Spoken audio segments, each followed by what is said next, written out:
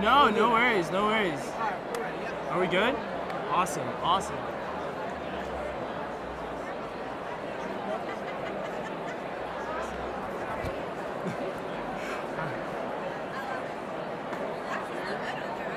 Oh, really? Okay, nice. Nice. Thank you. So my name's Susanna. Hi, Susanna. Can you tell me your name and what school you go to? Yeah, my name is Daniel Robles. I go to the University of Central Florida. Go Knights. We're back-to-back national champions. I don't know if you heard. Kind of a controversial topic, but I stand by it. Awesome. And what's your major? I study economics and political science. Yeah. So why do you pick those majors? Well, I came from a family of public service, so my brother works for the United Nations, my mom works for the Department of Justice. So growing up in that service environment, I just thought that political science was the best way that I could make, just systematic change and help the most people. And then I kind of recognized this intersection between business and politics and kind of how important it was to not just understand policy, but understand how the business world works and try to find ways that they could collaborate. And through that, I found economics. I'll start with a business administration minor, and then I fell in love with it, so then I went into economics, and that's kind of the two studies I have now. That's awesome. Yeah. That's really great. So what's your dream job? My dream job. You know, when I tell people this, they think I'm crazy. I would love to be president one day. I just think, being able to make that much change and being the face of a nation and running the morale of a country, I think it would be great. It's one of those goals where it's, I shoot for it knowing that if I don't get it, I'll land somewhere great. I just need to have those ambitions. Yeah, that's awesome. So we're here at the Alpha Convention. Yeah. What has been the highlight of the convention for you? Highlighted convention? I think just networking. Actually, and this may sound like I'm pandering to my audience, but it's meeting the RSM people has just been amazing. RSM was not on my big target list when I got here, and just watching how everybody interacted with each other and how it was really just a huge family. I loved it, and I've been hooked ever since I went to their reception. Yeah. Awesome. So the Alpha organization is all about Hispanic, Latina empowerment. Yeah. Is there somebody in your personal life that you either aspire to be or inspire to? Yeah. Can I give two? Is that cheating? Okay, cool, awesome. So I would say that my brother and my mom, I mentioned them earlier. My mother is amazing. She's a super strong woman. She always puts her kids first, which has been amazing, but at the same time, while she's balancing family, she goes out and she helps fight for civil rights and help communities that are underrepresented get the representation that they need.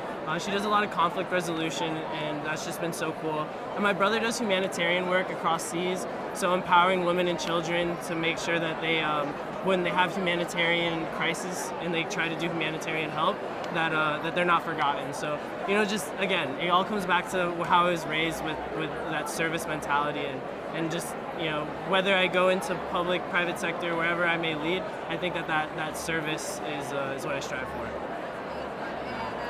So it sounds like your mom and your brother, they Yeah. both have this mindset of there's a professional element and a personal element. Definitely, right? yes. And RSM is all about empowering you. Yeah. Is there any hobbies or interests maybe outside of Hobbies. what you're doing with work or schoolwork that you're really passionate about? Soccer. I would say soccer is a big one. I think that, so I played baseball from the age of 4 to 18.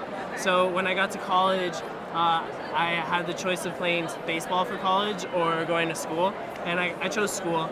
But I thought that, maybe I could go play baseball in college, just pick up, and I found out really fast that nobody plays pickup baseball, which was a little heartbreaking. But I had my freshman year roommate.